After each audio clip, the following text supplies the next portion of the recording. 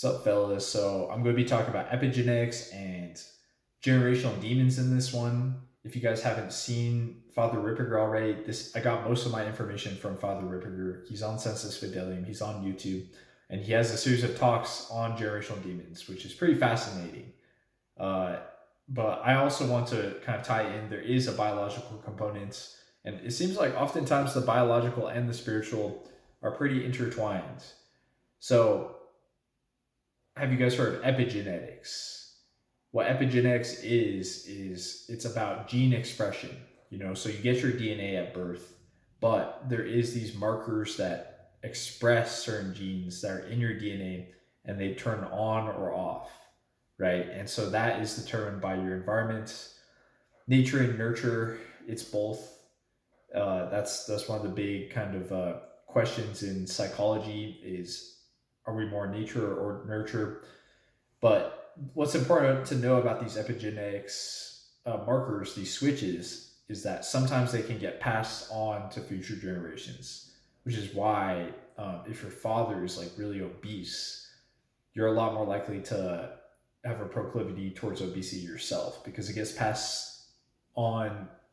The DNA is the same, but it's like that expression of the DNA, which the epigenetic markers get passed on to new generations.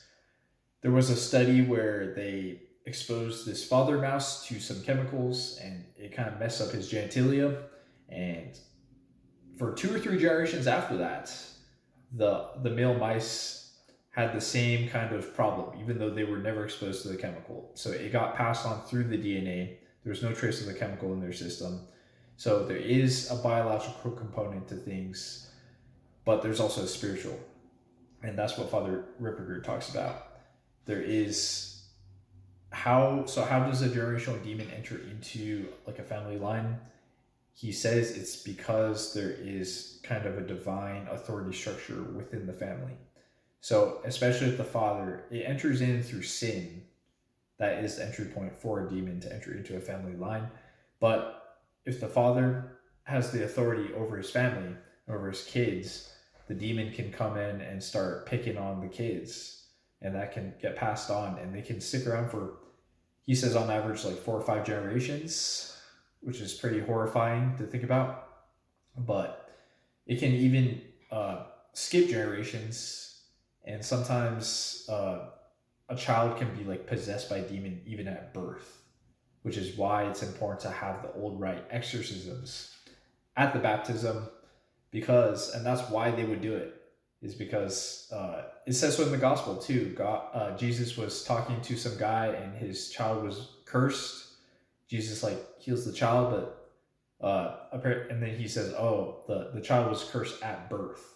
So it can be, even a baby can be subject to a generational curse. And what can you do to combat against a generational curse?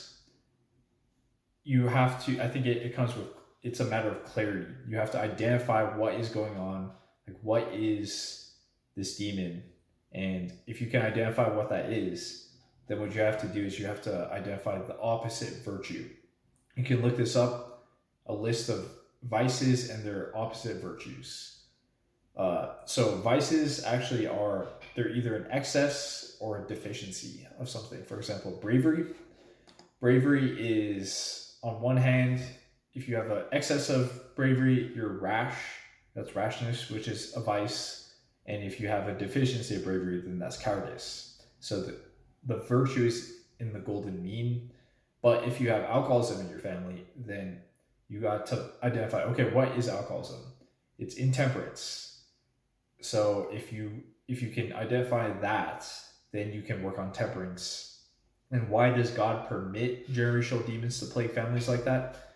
It's oftentimes to humiliate the demon, and it's also because by overcoming the demon, it makes us more virtuous as well. So it's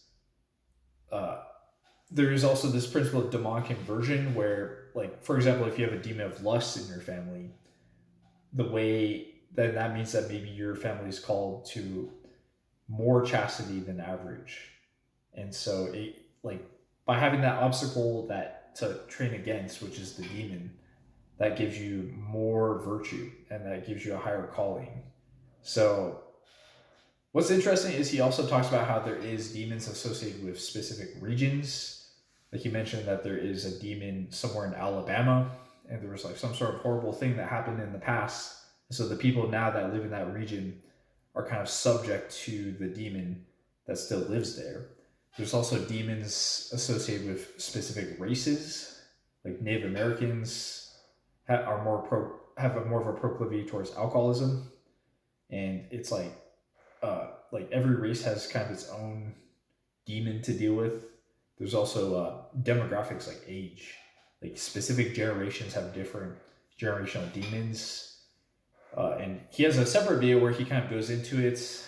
The baby boomers, I forgot what they were, but I know Gen Z, what he talks about them is that they have, what their main problem is depravity in terms of sexuality. Like I'm pretty sure 1 in 5 Zoomers is gay. So he was saying like the opposite of that is chastity. So he thinks that it's possible that in the end, Gen Z will become very chaste. So yes, I think it's like just having that understanding that these things can be being but it comes with just thinking and pondering and identifying what exactly is this demon, and get help from your exorcist, get help from your priest. But also I think it's just like your lifestyle and your habits can fight against it. So hope you guys can uproot the demons in your family. I know that I most likely have a demon of alcoholism in my family, just because going back a few generations, there's some alcoholics and you can see the line. So far I'm non-alcoholic, so that's good. But I know that that's a thing. So that means I have to work extra hard on temperance.